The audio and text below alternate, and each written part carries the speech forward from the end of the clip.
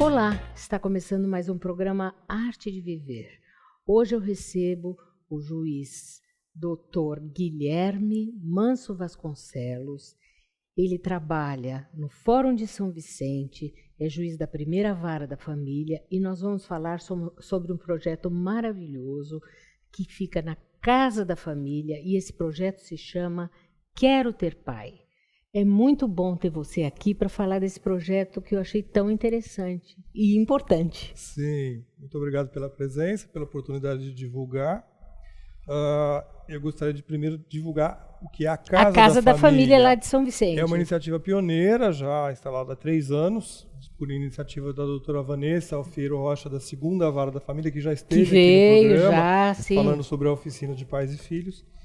E em que consiste a Casa da Família? É um fórum só da família, no caso em São Vicente, que abriga as 2 varas da família, o cartório responsável pelas 2 varas, o SEJUSC, que é o Centro de Mediação e Conciliação para toda a comarca de São Vicente, e também os projetos vários na área de psicologia, assistência social, envolvendo as famílias com seus diversos conflitos.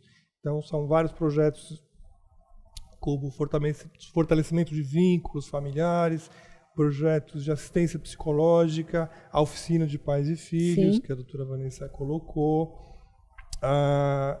atendimento a vítimas de violência doméstica, crianças vítimas de abuso.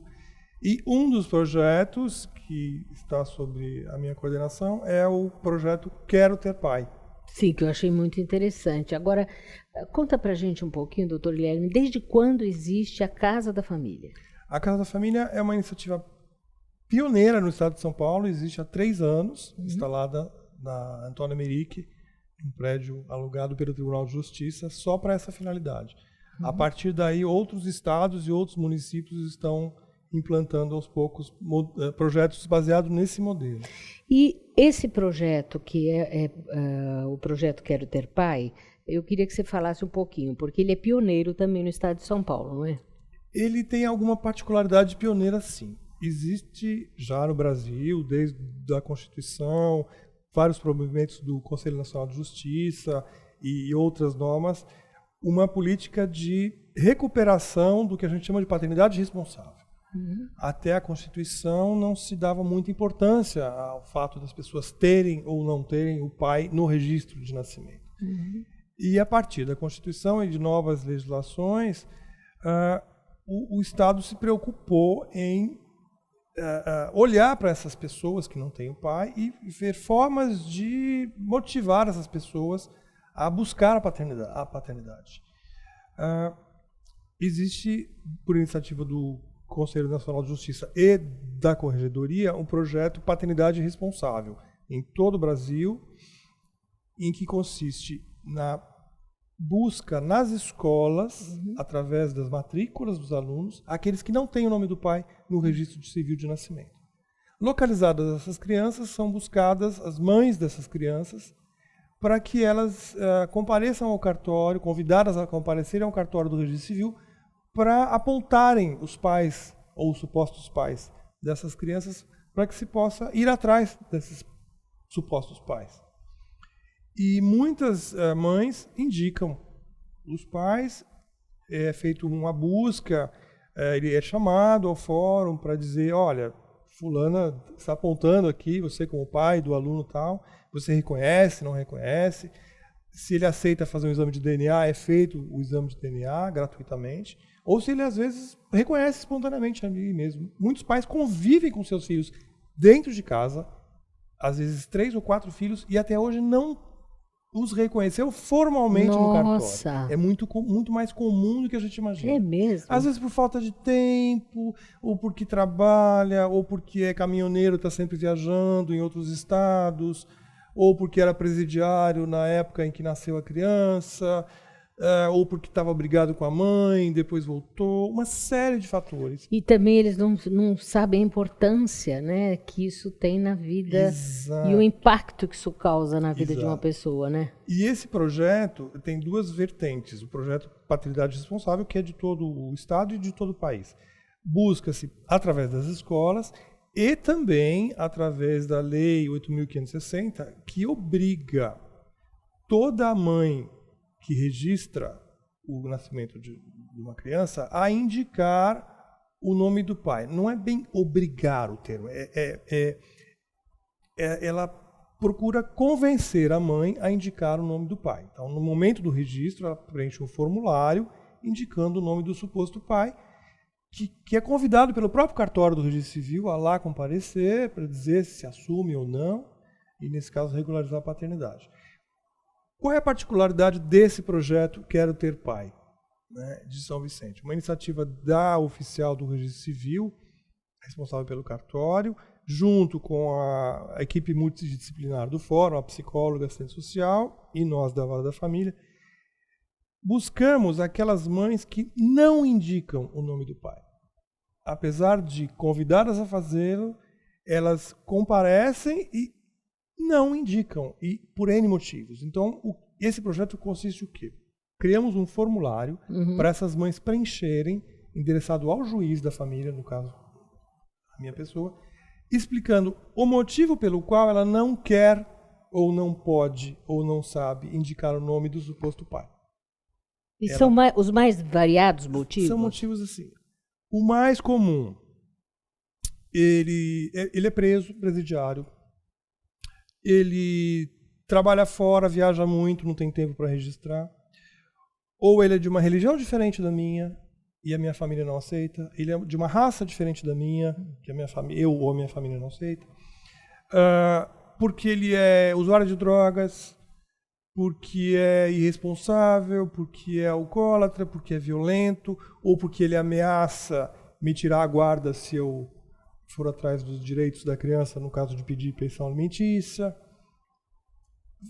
E algumas dizem, olha, não sei quem é o pai. Não sei dizer, foram muitos relacionamentos, ou foi num forró, ou foi no baile funk, ou foi em alguma outra situação em que ela se envolveu com diversos homens, às vezes numa mesma noite, e ela não saberia sequer indicar quem poderia ser o suposto pai. Mas esses são os casos mais raros. A grande maioria são essas que, pelos motivos que eu disse, não indicam o nome do pai. E não sabem o mal que fazem aos próprios filhos, negligenciando um direito que é da criança. Sim. E não é da mãe. Então, o projeto Quero Ter Pai consiste no quê? Nós chamamos essas mães, que não indicaram o nome dos pais, para um encontro, uma palestra motivacional. E conscientização da importância, né? Exato. Essa palestra é dada por 3 pessoas, a oficial do Registro Civil, a psicóloga do Fórum, responsável pelo projeto, e eu, na qualidade de juiz, explicando as razões jurídicas e a importância legal de se atribuir o pai àquela criança. Eu estava te comentando nos bastidores que eu já tive pacientes do consultório assombrados, assim, como adultos, pelo fato de não terem pai, né? O quanto isso impactou a vida deles, né? Muito. Eu digo que as mães padecem do que a gente chama de síndrome de Nossa Senhora. O que eu diria que é isso? É aquela mulher que acha que engravidou do Espírito Santo.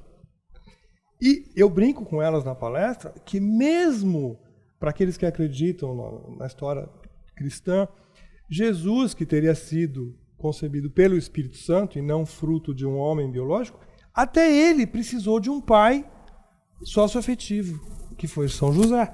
Ou seja, José, que não seria o pai biológico de Jesus, acabou assumindo a figura de pai, mostrando a importância de se ter um pai na vida terrena.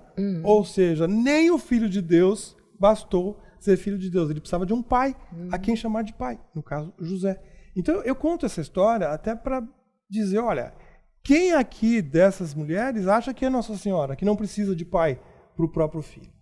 Então, muitas acabam meio que se despertando. Olha, mas por que eu iria atrás desse pai? E nós damos todas as motivações, desde o campo psicológico, a influência da pessoa, dela saber as origens, dela saber...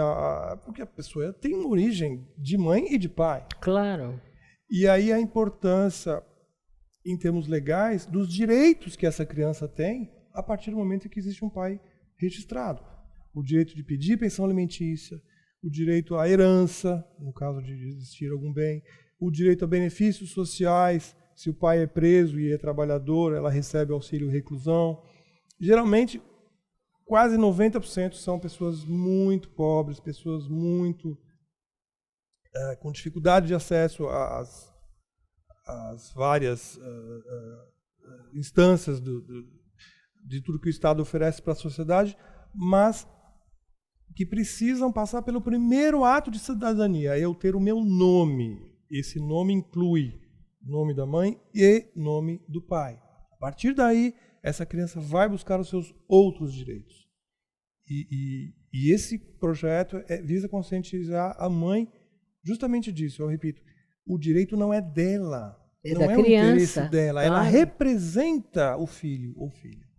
E ela não pode negligenciar um direito que não é dela, é dele, filho, da criança. E você, com esse projeto, sente que há uma efetividade de que as mães acabam se conscientizando? Como é que vocês têm visto? Temos uma resposta até que positiva. De cada 100 mães que nós convidamos, metade aparece, metade comparece às palestras. E desse conjunto de mães que lá comparece, cerca de 30% acaba indicando o nome pai. do suposto pai. Então, de 100, 30... De 20% a 30% acaba indicando. Ou seja, já temos 20% dessa população que está respondendo, Sim. Que já é um bom número. E existe o efeito multiplicador. Lógico. Uma que comparece, ela acaba divulgando para as amigas, para as vizinhas, para as parentes, as ideias que elas ouviram ali sobre a importância da paternidade. Esse exame do DNA, ele é gratuito? Totalmente gratuito para as pessoas que não podem pagar. Um exame de DNA hoje na rede particular custa entre R$1.000 e R$1.500, depende do laboratório. Eles até parcelam em 3, 4 vezes. O exame de DNA para as pessoas carentes é totalmente gratuito, feito no IMESC, ou em São Paulo, ou no caso da Baixada Santista, no Hospital Guilherme Álvaro, através de convênio com o Tribunal de Justiça ou com a Defensoria Pública. E ele demora? Demora. Tudo que depende da saúde pública no país é demorado. Então, é um exame que ele é agendado aí para 4, 5 meses para a colheita do material e mais 4 ou 5 meses para a entrega do laudo. Então, no total, é um exame que vai demorar aí entre 8 meses e 1 ano, dependendo do caso. Bom, mas pelo menos já é feito gratuitamente e a pessoa vai ter o resultado. Sim. A pessoa interessada em averiguar a paternidade ou saber, se informar sobre essas questões, pode se dirigir diretamente ao cartório do Registro Civil, mais próximo da residência. No caso de São Vicente, é o único cartório do Registro Civil, lá na Rua Jacó Emerick, fica ao lado da loja Marabras, ali na praça. E lá os funcionários estão bem preparados para atender essas mães. Às vezes não são nem mães, são avós, são tias, são guardiões, que querem buscar informação sobre como que funciona essa coisa de ir atrás do pai. Pais que elas sabem o nome, mas não sabem o endereço. Há formas da gente buscar, através de diversos mecanismos, esses endereços. A Defensoria Pública vai atuar no caso, dar toda a assistência, toda a informação para essa mãe, para essa criança. Então, estamos bem avançados em capacidade de buscar, através das pesquisas, o RG, o CPF desse pai. Lógico que o quanto mais informação essa mãe puder trazer, melhor. Mas apenas com o nome já se faz um grande progresso. Em muitos casos ele é localizado. Já voltamos a falar. Ouça agora a doutora Elizabeth Gaspar, especialista em ortodontia e endodontia, dando uma dica sobre saúde bucal.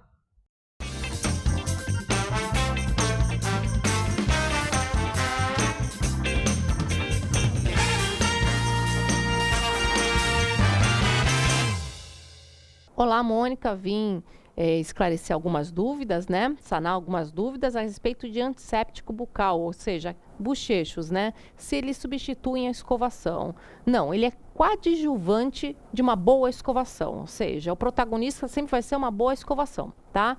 Você pode usar esses antissépticos para quê? Para controlar a flora bacteriana da sua boca, né? De preferência sem álcool para não agredir muito a gengiva e também uso equilibrado. Como eu sempre falo aqui, tudo em excesso faz mal, até o uso desses bochechos assim, a qualquer momento, a toda hora, lógico que vai fazer mal, lógico que vai agredir seus dentes, pode manchar os dentes, então, no equilíbrio e sendo coadjuvante de uma boa higienização é que é o indicado, né? E outra dúvida, por que é preciso esperar meia hora após as refeições para escovar os dentes? Porque a nossa primeira digestão começa pela boca. Quando a gente se alimenta, nosso organismo, a nossa saliva fica mais ácida para essa primeira digestão ocorrer na boca, né? Se a gente escova imediatamente, o que é que acontece? Com a escova, eu vou espalhando esses ácidos na superfície do dente inteirinha, né? Ocasionando o quê? Uma erosão ácida dos dentes, ou seja, um desgaste do esmalte, tá? Então, 30 minutos é o tempo suficiente para quê? Para equilibrar essa acidez da boca, né? E a saliva se torna neutra e assim a gente pode escovar com segurança que não vai ter desgaste nenhum dos dentes, tá bom? Espero ter esclarecido. Até semana que vem.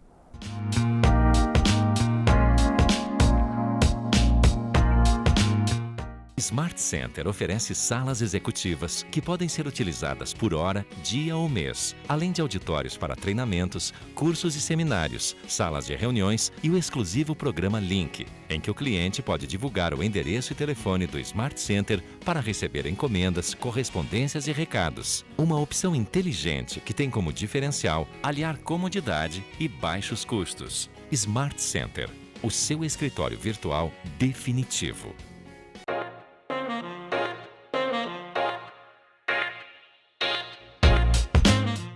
Eu converso com o Dr. Guilherme Manso Vasconcelos sobre o projeto Quero Ter Pai.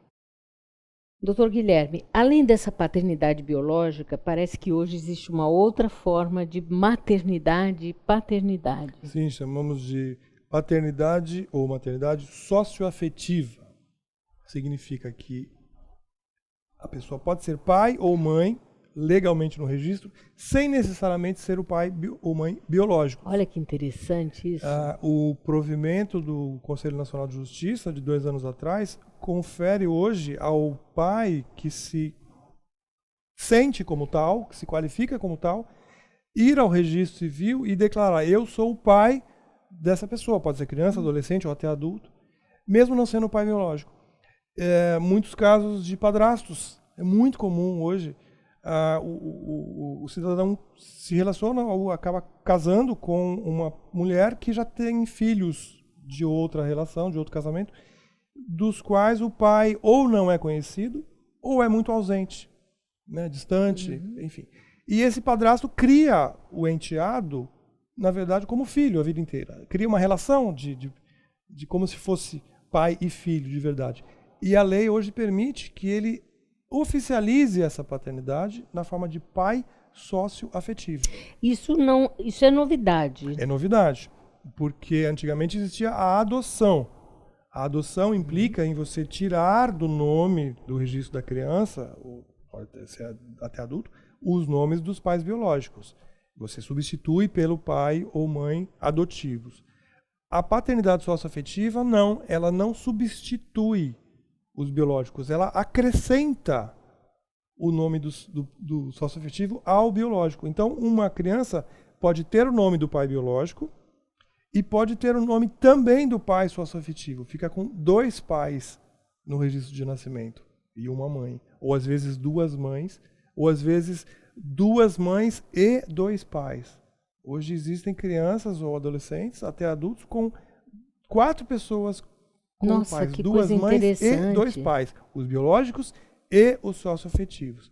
Atenção, a socioafetividade, ela é irrevogável, irretratável. O que quer dizer isso? Explica melhor. Nunca a pessoa vai poder, no futuro, voltar atrás e dizer: não, eu não sou o pai. Uma vez registrada a filiação socioafetiva, é como se fosse uma adoção, ou seja, é um ato voluntário daquele pai, principalmente dos pais, né, que reconhece aquele filho não biológico como seu filho socioafetivo. Então, em termos de herança, em termos de Todos coisa, os direitos ele tem direitos idênticos. Idênticos, como se fosse filho biológico. Na certidão de nascimento não vai constar diferença nenhuma. Não está escrito lá, é meu filho socioafetivo? Não, na certidão de nascimento comum não. Mas no registro vai ficar averbado que houve, na data tal, o reconhecimento daquela paternidade socioafetiva. Então, a certidão de inteiro teor, ela vai trazer essa informação. Porque se um dia ele entrar com uma ação contra o filho para dizer eu não sou o seu pai, eu quero entrar para desfazer esse vínculo, ele não vai poder fazê-lo, porque é um ato voluntário, irrevogável, irretratável. Ele é para sempre. Porque senão fica parecendo como coisa de supermercado, que uma hora você quer, outra hora você devolve. Exato. Não é mercadoria, né? Exatamente. Acontece de pais biológicos, supostamente biológicos, às vezes na insegurança ou enganados pelas mães, acabam registrando os filhos como seus próprios, filhos que não são seus biologicamente falando. Ele tem o direito de, a qualquer momento, entrar com uma ação negatória de paternidade. Pode, para dizer, olha, eu fui enganado, eu não sou o pai biológico, quero fazer o DNA para provar que eu não sou o pai. E tirar o meu nome e a minha responsabilidade enquanto pai. Isso porque foi enganado. Porque foi enganado. Tá. O pai socioafetivo, não. Ele não é enganado, nunca foi enganado. Ele, espontaneamente, ele vai e reconhece aquela criança, aquele adolescente, como filho, a gente vai dizer, filho de coração. Né? Eu quero ser pai daquela pessoa. É para dar legalidade, oficialidade em termos de registro às situações de fato que a gente vê na vida. No caso da adoção, isso você também não pode voltar atrás, né? Não, a adoção também é irrevogável. A adoção, ela exige maiores requisitos. Por quê? A adoção é um processo de substituição. Você destitui o poder familiar dos pais biológicos, né, dos genitores biológicos, e substitui pelos pais genitores adotantes. Pode ser ou dois, ou um casal, enfim. Há que ter motivos para se destituir a paternidade biológica. É um processo mais demorado, mais complexo, envolve uma discussão mais profunda. A paternidade socioafetiva, ela é mais simples, porque a pessoa vai direto ao cartório do registro civil. Não passa pelo juiz? Não precisa nem passar pelo juiz. Há alguns casos mais pontuais, a oficial do registro civil pede autorização do juiz.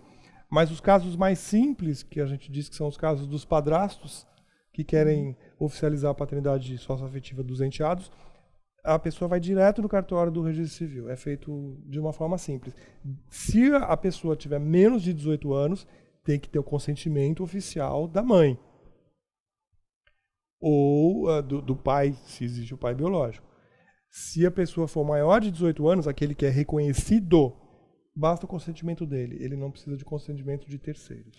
Agora, essas questões são tão complicadas, né? Você sabe que eu me deparei com um caso assim que o adolescente pediu para ser reconhecido pelo pai, porque pediu o exame de DNA, né? A mãe, exatamente isso, a mãe não tinha, de alguma maneira, não foi atrás.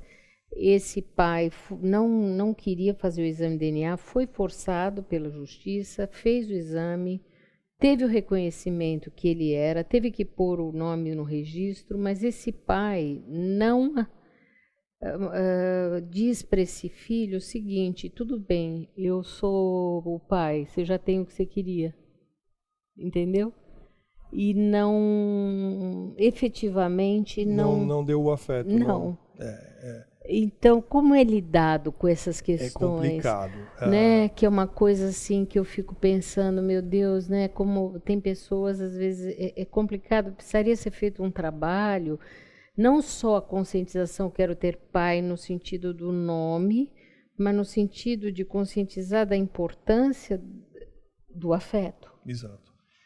Existe um outro projeto na Casa da Família que se chama Fortalecimento de Vínculos, justamente para esses novos pais e genitores que se descobrem como tal ou acabam sendo reconhecidos ou forçados a assumir uma paternidade oficial dentro da lei, do registro, mas que não tem esse vínculo afetivo. Então, são um grupo multidisciplinar de psicólogos que fazem um trabalho de aproximação dessas pessoas, para trabalhar justamente a construção do afeto.